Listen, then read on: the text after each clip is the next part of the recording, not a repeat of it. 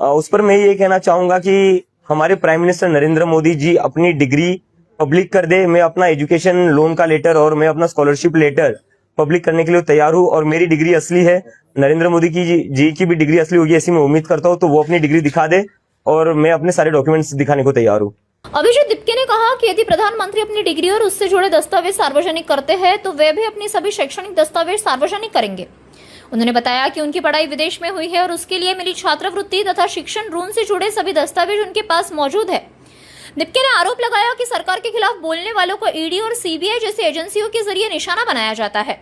उन्होंने जानकारी दी कि 5 अगस्त को उनके निवास पर कॉकरोच जनता पार्टी की कोर कमेटी की बैठक होगी, जिसमें पार्टी की आगे की रणनीति पर चर्चा की जाएगी। उन्होंने झारखंड में आंदोलन कर रहे छात्रों को अपनी पार्टी का पूरा समर्थन देने की बात भी कही। साथ ही स्पष्ट किया कि फिलहाल नया राजनीतिक दल बनाने की कोई योजना नहीं है और वे जन आंदोलन के माध्यम से ही अपनी लढाई जारी रखेंगे। बैठक इथंच माझ्या घरी होणार आहे 5 तारखेची आणि त्यात आमचे स्पोक्सपर्सन्स येतील आणि अजून काही कोर टीम मेंबर्स येतील ज्यांनी आम्हाला प्रोटेस्ट मॅनेज करण्यात खूप मदत केली होती आणि त्यामध्ये आम्ही डिस्कस करू की पुढे जे सीजेपीची मूव्हमेंट आहे ती पुढे कशी घेऊन जायची आणि आमचं जे संघटन आहे ते कसं बनवायचं। मला वाटतं तक्रार माझ्या एज्युकेशन क्वालिफिकेशन्सवर आहे की मी कसं बॉस्टनचा खर्च घेऊ शकलो, थोडं बॉस्टनचं शिक्षण घेऊ शकलो। त्यावर माझं असं म्हणणं आहे की मी माझं स्कॉलरशिप लेटर आणि एज्युकेशन लोनचं लेटर दाखवायला तयार आहे। पंतप्रधानांनी सुद्धा त्यांची डिग्री आहे ती दाखवावी, सार्वजनिक करावी।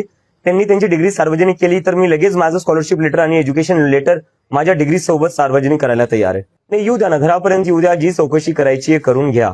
आपल्याला माहिती या देशात आपण जेव्हा या सरकारच्या विरोधात बोलतो, मी काय पहिला व्यक्ती नाहीये ज्याच्यासोबत असं होतंय। जेव्हा ज्यांनी या सरकारच्या विरोधात आवाज उठवलाय, त्यांना प्रश्न विचारले, हे लोक सगळ्यात पहिली गोष्ट तेच करतात, ईडी सीबीआय पाठवणं सुरू करतात। पाठवून द्या, तुमची ईडी पाठवा, तुमची सीबीआय पाठवा।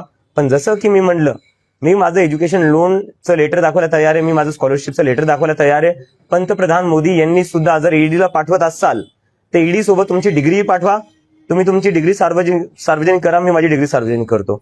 झारखंडच्या विद्यार्थ्यांसोबत जे आंदोलन करतायत त्यांच्याशी माझं काल रात्री बोलणं झालेलं आहे आणि मी त्यांना सांगितलं आहे की कॉकरोच जनता पार्टी पूर्णपणे त्यांच्या सोबत आहे आणि त्यांनी जोपर्यंत त्यांच्या मागण्या पूर्ण होत नाही तोपर्यंत अजिबात मागे सरकू नाही आणि जी काही मदत लागेल ती कॉकरोच जनता पार्टी त्यांना द्यायला तयार आहे आणि त्यांच्या जे काही डिमांड्स आहेत त्यांचं आम्ही पूर्णपणे समर्थन करतो।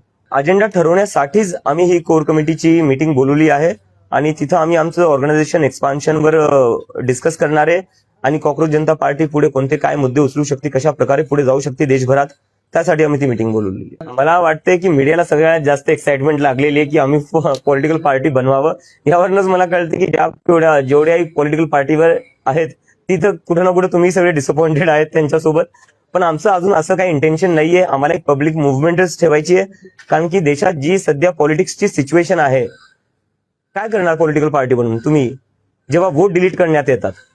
लोकांचा पूर्ण भरोसा उठत चाललाय पॉलिटिक्सवरनं, कारण की लोक सकाळी मत कोणाला टाकतात आणि संध्याकाळी सरकार दुसरंच कोणाची बनती। लोक सकाळी आमदार खासदार कोणाला निवडतात, संध्याकाळी तो आमदार खासदार दुसऱ्याच पक्षात असतो।